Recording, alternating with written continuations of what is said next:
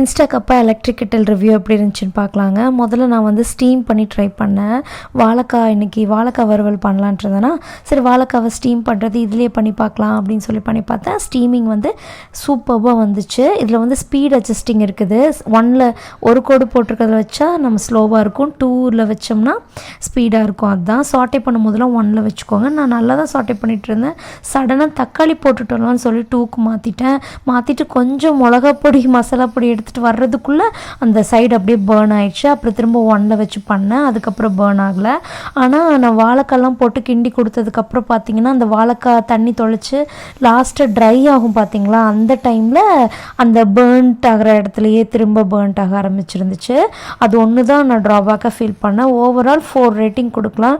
Travel friendly கிட்டிலாம் இது இருக்கும்னு சொல்லி நம்புகிறேங்க. ஃப்யூச்சரில் இன்னும் நிறைய டெஸ்ட் பண்ணி உங்களுக்கு ஒவ்வொன்றா ஷேர் பண்ணுறேன். தேங்க்யூ ஃபார் வாட்சிங்.